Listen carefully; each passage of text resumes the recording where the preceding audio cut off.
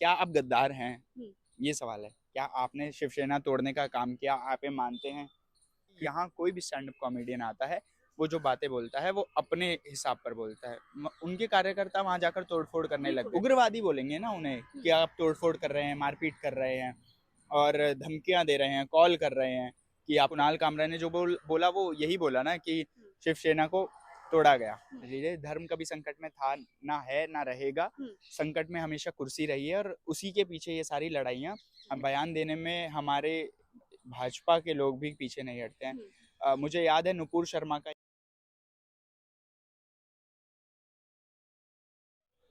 नमस्कार, मैं आपके साथ रितेशना मंगवाना। देखिए, अपने भारत देश में सबको बोलने की आज़ादी होती है, ये सभी को पता है। तो वहीं मैं बात करूंगी कुणाल कामरा की कंट्रोवर्सी को।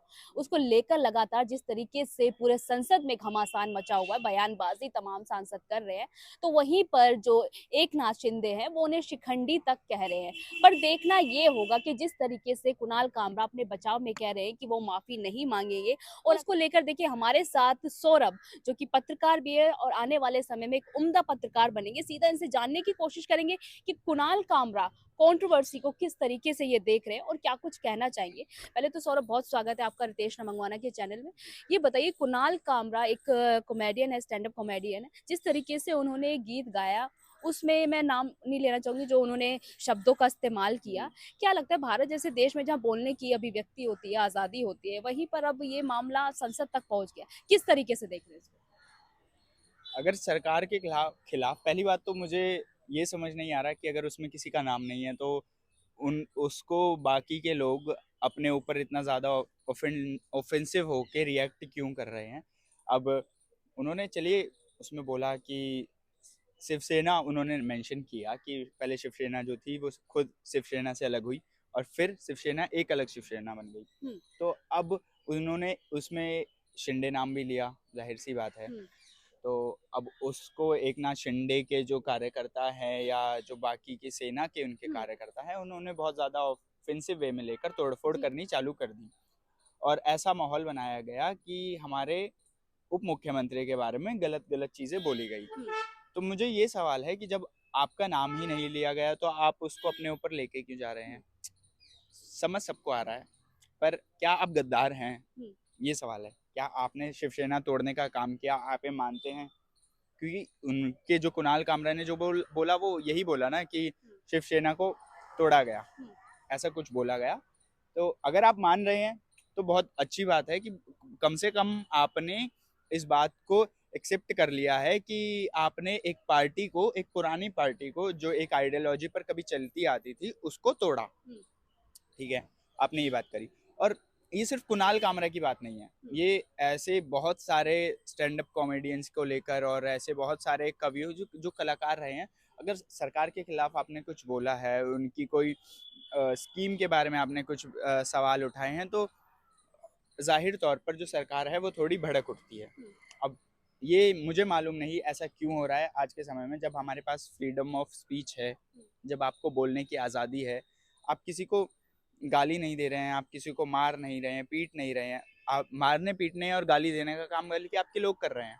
मैं एक पत्रकार होने के नाते कुणाल कामरा को बिल्कुल सपोर्ट नहीं कर रहा हूँ कि मैं सिर्फ उन्हीं की बात कहूँ, पर उन्होंने कुछ ऐसा गलत नहीं करा है जिससे आप इस तरह से रिएक्ट करें। आपने वो हैबिटेट सेंटर को तोड़ा जिसका उस चीज़ से कोई लेना देना नहीं है। उन्होंने सीधे सीधे तौर पर बताया कि यहाँ कोई भी स्टैंड अप कॉमेडियन आता है, वो जो बातें बोलता है वो अपने हिसाब पर बोलता है। उनके कार्यकर्ता वहां जाकर तोड़फोड़ करने लग गए, हिंसक हो गए। तो ये दर्शाता है कि आपकी पार्टी और आपके जो लोग हैं, जो आपकी विचारधारा से जुड़े हुए लोग हैं, वो कितने हिंसक हैं। अब बात करते हैं गांधी की कि हिंसा परमो धर्म, अहिंसा परमो धर्म। और फिर आप इतने ज्यादा हिंसक होके, उग्र होकर, उग्रवादी बोलेंगे ना उन्हें कि आप तोड़फोड़ कर रहे हैं, मारपीट कर रहे हैं और धमकियां दे रहे हैं, कॉल कर रहे हैं कि आपको मार देंगे, काट देंगे, ये कर देंगे, वो कर देंगे।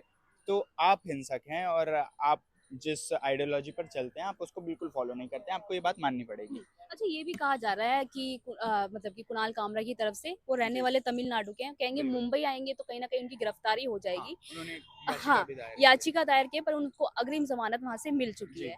पर मेरा सवाल ये है सौरभ, कि जिस तरीके से उनके स्टूडियो में तोड़फोड़ की गई, और जिस तरीके से उनको धमकियाँ दी जा रही है, क्या लगता है इस मामले को इतनी बड़ी तूल देना ज़रूरी था? तूल देने के लिए देश में और भी कई सारे मामले हैं जिनको हुँ, आप ज़्यादा आवाज़ उठाकर इतने हिंसक होकर आप किसी रेप रेप हुई महिला के लिए आप इतने हिंसक होकर सड़कों पर उतरते, तो मैं समझता कि आपने बहुत बेहतर काम किया है। हुँ, आपने देश की जो इज्जत है उसको बचाने का काम किया है। नहीं, हुँ, पर आप उसके लिए चुप हैं। आप मणिपुर के पीछे चुप बैठे हुए हुँ, हैं। आप आपने संभल में अभी हमने देखा कि बिल्कुल सर। कितनी घटनाएं हुई, आप हुँ, उस पर बिल्कुल चुप रहे, बल्कि जो वहाँ के सीईओ और सारे जो पुलिसकर्मी हैं, उनको आप सपोर्ट करते हैं कि आप उन्होंने ये बहुत भी बेहतर कहा बात जा रहा है करी। कि अगर मैं हिंदू नहीं होता, अगर मुस्लिम होता, इस हुँ। तरीके की बयानबाज़ी कर देता, शायद मैं अभी तक खत्म हो चुका होता। इस पर क्या कहना चाहेंगे? बिल्कुल, मैं समझता हूँ कि जैसा आज के माहौल जिस तरह से बना हुआ है, उस हिसाब से काफ़ी ठीक बात है।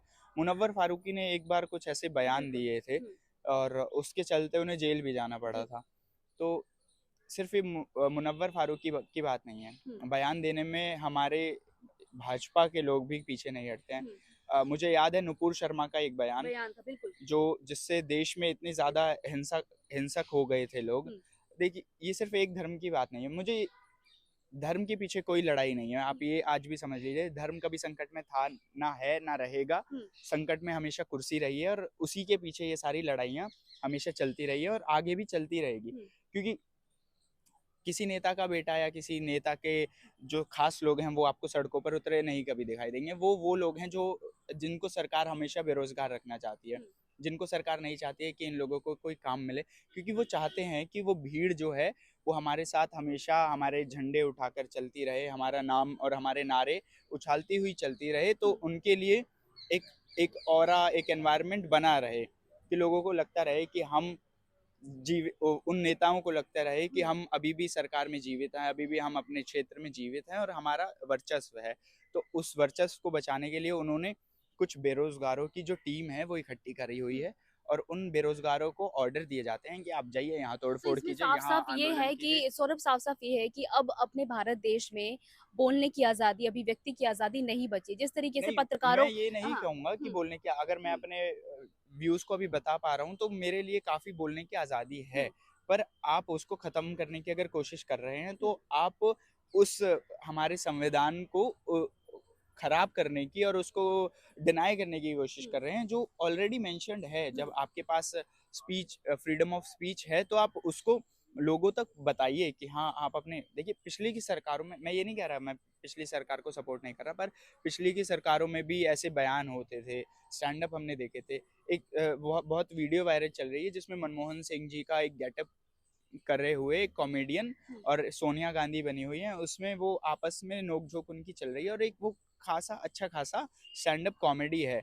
उसको लेकर मुझे नहीं लगा कि अच्छा किसी ने सवाल कांग्रेस की सरकार ने। ये भी उठता है कि जो भाजपा की सांसद है जी, हिमाचल से कंगना रनौत, बिल्कुल। वो भी इस पर टिप्पणी कह रही है, वो भी कह रही हैं कि गलत है, इस तरीके से किसी की गरिमा को धूमिल नहीं करना चाहिए। वो खुद एक अभिनेत्री हैं और वो तो जानती होंगी कि हमें किस तरीके से चीज़ों को लेकर गुज़रना पड़ता है, एक मतलब अभिनेत्री के जो क्षेत्र होता है। तो क्या उन्हें कुणाल कामरा का सपोर्ट करना चाहिए था या नहीं? फिर सीट कैसे बचाएँगी अगर सपोर्ट कर देंगी, तो सीधी-सीधी बात ये है, हुँ, क्योंकि अगर सपोर्ट किया तो सांसद हैं, अगली बार टिकट नहीं मिलेगा और हाँ, चुनाव में उनका करियर एक जो कला के रूप में मैं कंगना रनौत को बहुत बेहतर समझता था, पर पॉलिटिकल समझते चीज़ों, थे, अब क्यों नहीं समझते? क्योंकि अब कला में है कहाँ वो, अब है नहीं। हुँ, मतलब उनका काम मैं आज भी मानता हूँ कि बेहतर काम किए हैं उन्होंने, बहुत अच्छी-अच्छी फ़िल्में करी हैं, पर अब वो एक पार्टी से जुड़ी हुई हैं, तो ज़ाहिर-सी बात है अपनी पार्टी की ही बात करेंगी ना। अगर मैं अपने परिवार के अगेंस्ट जाऊँगा, तो शायद एक बार को मेरा परिवार भी मुझे बोलने लगेगा कि हुँ। आप हमारे घर से बाहर जा सकते हैं, जाइए और बाहर रहिए।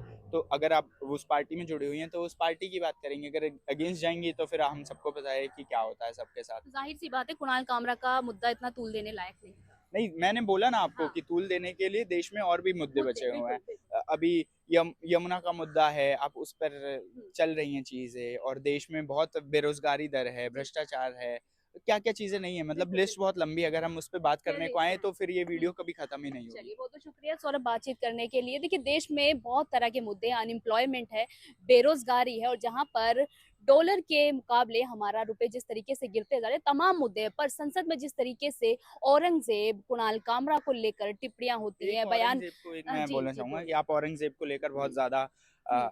औरंगजेब की कब्र, जो आज से कई हजारों साल, सैकड़ों साल पुरानी 300 कब्र साल। है, उसको आप खोदने की तैयारी कर रहे हैं, पर जो अपने जो गड्ढे बनाए हुए हैं, अपने हाईवेज पर जो गड्ढे बनाए हुए हैं, जो सड़कों पर गड्ढे बनाए हैं, पहले उन्हें भर लीजिए, फिर दूसरे गड्ढों को तोड़ने की बात कर चलिए, लीजिएगा। बहुत बहुत शुक्रिया सौरभ।